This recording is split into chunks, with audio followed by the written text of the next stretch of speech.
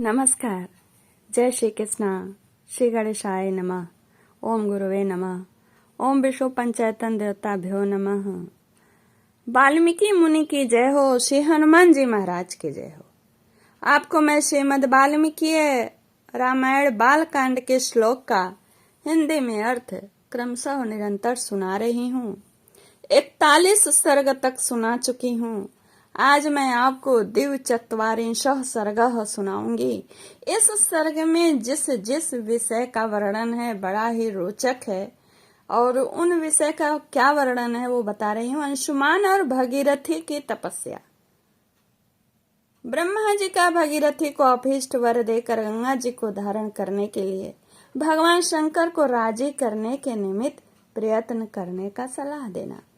आप कई सर्ग से सुन रहे होंगे। कई सर्ग पहले 38 या 36 या 37वें सर्ग में श्री राम जी ने गंगा जी के चरित्र को पूछा था विश्वामित्र जी से, जो ये मिथिला गमन के पथ पर मिथिला जा रहे हैं। ये धनुष यज्ञ में सीता के स्वयंवर में वहां भाग लेने नहीं जा रहे हैं। और उसी पथ पर श्री राम जी ने गंगा का प्रसंग पूछा। उसी गंगा जी के प्रसंग में यह कथा सुनाई जा रही है। आइए त्रिपथगामिनी कैसे हुई, उन्हीं की कथा में एक करके सुनाया जा रहा है। आइए सुनिए। श्री राम सगर की मृत्यु हो जाने पर श्री राम विश्वामित्र संबोधित करके, क्योंकि वही कथा सुना रहे हैं राम जी को ना, तो प्रेम से संबोधन करते हैं। कभी रघुनंदन करते हैं, कभी श्री राम, कभी ककुतस्थ नंदन करते हैं।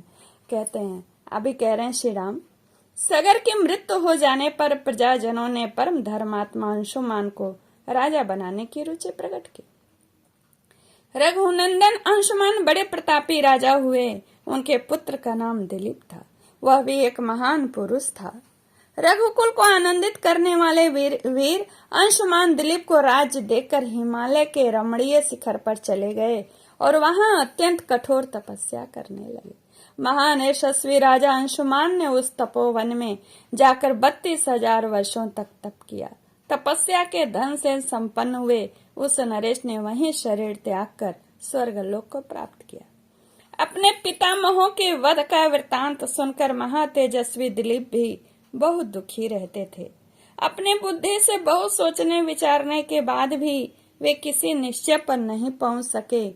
वे सदा इसी चिंता में डूबे रहते थे कि किस प्रकार गंगा जी को पृथ्वी पर उतारा जाए, किस प्रकार पृथ्वी पर गंगा का उतरना संभव होगा, कैसे गंगा जल द्वारा उन्हें जलांजलि दी जाएगी और किस प्रकार मैं अपने उन पितरों का उद्धार कर सकूंगा। प्रतिदिन इन्हीं सब चिंताओं में पड़े हुए राजा दिलीप को, जो अपने धर्माचरण से बहुत विख्यात थे, भगीरथ नामक एक परम धर्मात्मा पुत्र प्राप्त हुआ।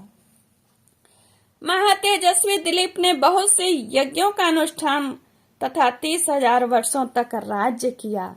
पुरुष सिंह, विश्वामित्र प्रेम से राम को कहते हैं पुरुष सिंह, उन पितरों के उद्धार के विषय में किसी निश्चय को न पहुंचकर राजा दिलीप रोग से पीड़ित हो मृत्यु को प्राप्त हो गए। पुत्र भगीरथ को राज्य पर अभिषिक्त करके नरश्रेष्ठ राजा दिलीप अपने किए हुए पुण्य कर्म के प्रभाव से इंद्रलोक में गए। रघुनंदन धर्मात्मा राजा श्री महाराज भगीरथी के कोई संतान नहीं थे। वे संतान प्राप्ति की इच्छा रखते थे, तो भी प्रजा और राज्य की रक्षा का भार मंत्रियों पर रखकर गंगा जी को पृथ्वी पर उतारने के प्रयत्न में लग गए और गोकर्ण तीर्थ में बड़ी भारी तपस्या करने लगे। गोकर्ण तीर्थ शायद साउथ में है। महाभावो, वे अपने दोनों भुजाएं ऊपर उठाकर पंचाग्नि का सेवन करते और इंद्रियों को काबू में रखकर 1-1 महीने पर आहार ग्रहण करते थे। इस प्रकार घोर तपस्या में लगे हुए महात्मा राजा भगीरथी के 1000 वर्ष व्यतीत हो गए। इससे प्रजाओं के स्वामी भगवान ब्रह्मा जी उन पर बहुत प्रसन्न हुए। पितामह ब्रह्मा ने देवताओं के साथ वहां आकर तपस्या में लगे हुए महात्मा भगीरथ से इस प्रकार कहा, महाराज भगीरथ, तुम्हारी इस उत्तम तपस्या से मैं बहुत प्रसन्न हूँ। श्रेष्ठ व्रत का पालन करने वाले नरेश्वर तुम कोई वर मांगो।